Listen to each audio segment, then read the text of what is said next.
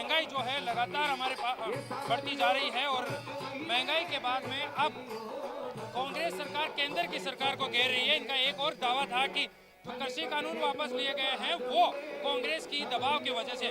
क्या लगता है कि इस रैली के बाद में अब सरकार चेतेगी और उनको सुनना पड़ेगा केंद्र की सरकार को? देखिए, कोई भी सरकार अपने आप को तानाशाह साबित नहीं कर सकती है। यहाँ देश में लोकतंत्र है, यहाँ पे जनता के वोट की इसका महत्व है। कोई भी ये सोचे कि अगर हम अपनी गलत नीतियों के कारण महंगाई बढ़ाते रहे, गरीब को पीसते रहे, वो संभव नहीं हो सकता। ऐसी तानाशाह सरकार का ये पतन की शुरुआत है। लाखों लोग जो यहाँ पे पधारे हैं, जितने पंडाल में उससे ज्यादा बाहर खड़े, वो ये आज बता रहे मोदी सरकार को, ये चेतावनी दे रहे हैं कि आपकी उल्टी गिनती शुरू हो चुकी है और शीघ्र ही 2024 में मोदी सरकार का पतन निश्चित है। क्योंकि जनता बेरोजगारी से, जनता पैसे की कमी से आज जूझ रही है और उसके अलावा महंगाई का और बोझ उस पर आ गया। तो महंगाई एक ज्वलंत मुद्दा है। आम जनता के लिए रोजी रोटी का संकट उत्पन्न हो गया है। केंद्र सरकार द्वारा कॉर्पोरेट टैक्स तो कम किया जाता है, लेकिन जनता को राहत नहीं दी जाती। पेट्रोल, डीजल, रसोई गैस, इनके दाम इतने बढ़ा दिए कि जो खाद्य तेल है, आवश्यकता की वस्तुएं हैं, वो जनता की पहुंच से दूर हो गई हैं। ये आवाज जनता की है, ये रैली जनता की है। जनता इसमें बढ़ चढ़ कर भाग ले रही है और मोदी सरकार को अपनी पीड़ा से अवगत करा रही है। लोकतंत्र में होता तो यह है कि जनता की आवाज को सरकार सुने, उनकी पीड़ा को दूर करे, यही दायित्व होता है। लेकिन इस सरकार ने अपने दायित्व भूल करके केवल और केवल अपने मौज मस्ती, शौक, बड़े बड़े हवाई जहाज खरीद लेना, प्लेन खरीद लेना, इन पर ध्यान दिया। अपने कॉरपोरेट मित्रों को जो है ये मदद कर रहे हैं, चाहे कॉरपोरेट टैक्स कम करके, इनका कर्ज माफ करके। लेकिन आम जनता और गरीब का क्या है? गरीब किसान सड़कों पे बैठा है, उसको 1 साल तक सड़कों पे बैठना पड़ा। 700 लोगों ने जान गंवा दी। यहाँ महंगाई के कारण भुखमरी के कगार पे आ गया। हंगर इंडेक्स में इंडिया जो है 101वें पायदान पर पाकिस्तान और बांग्लादेश से पिछड़ कर आ गया। मनमोहन सिंह सरकार में 27 करोड़ लोग गरीबी की रेखा के ऊपर आए थे।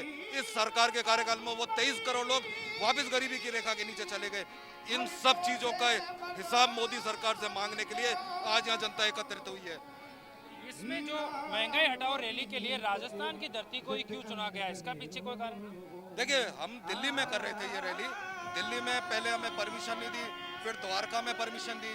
द्वारका में परमिशन देने के बावजूद जब रैली की पूरी तैयारियां हो गई तो हमारे परमिशन को निरस्त कर दिया।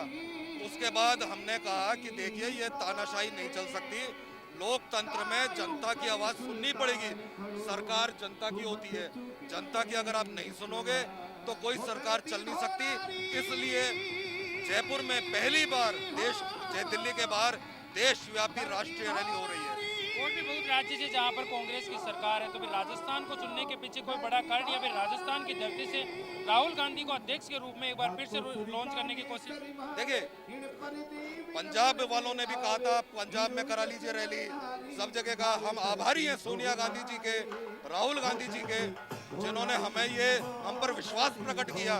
प्रदेश कांग्रेस कमेटी के अध्यक्ष गोविंद सिंह डोटासरा पर, मुख्यमंत्री अशोक गहलोत पर, हमारे प्रभारी महासचिव अजय माकन पर, कि हम यहाँ पे एक बेहतर रैली कर सकते हैं। ये उन्होंने विश्वास दर्ज कर दिया कि जयपुर की धरती ऐतिहासिक है। आजादी के बाद कांग्रेस का पहला महाधिवेशन जो हुआ था वो जयपुर में ही हुआ था 1947 में। तो जयपुर की धरती से तो हमने बहुत बड़े बड़े आगाज किए हैं। तो क्या लगता है कि 2023 में फिर से कांग्रेस की सरकार राजस्थान में सत्ता वापसी करने वाली है?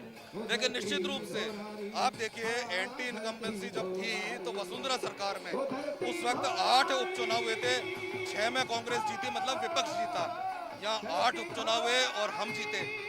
अब तो हालत ही हो गई है कि भारतीय जनता पार्टी की जमानत नहीं बच रही।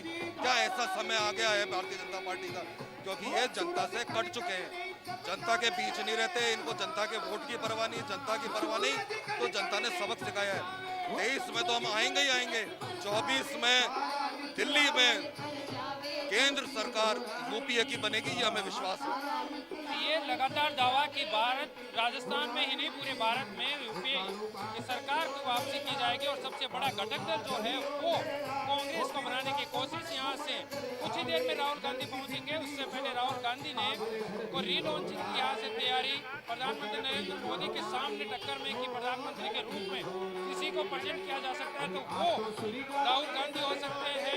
राहुल गांधी के साथ में कांग्रेस की अगुवाई करेंगे और यूपीए घटक दल के सबसे बड़े घटक दल के रूप में निकलकर नजर आएगा। राहुल गांधी को अध्यक्ष के रूप में देखा जाएगा क्योंकि जून 2022 में सोनिया गांधी का कार्यकाल खत्म हो रहा है, उसके बाद में नए अध्यक्ष को चुनना पड़ेगा।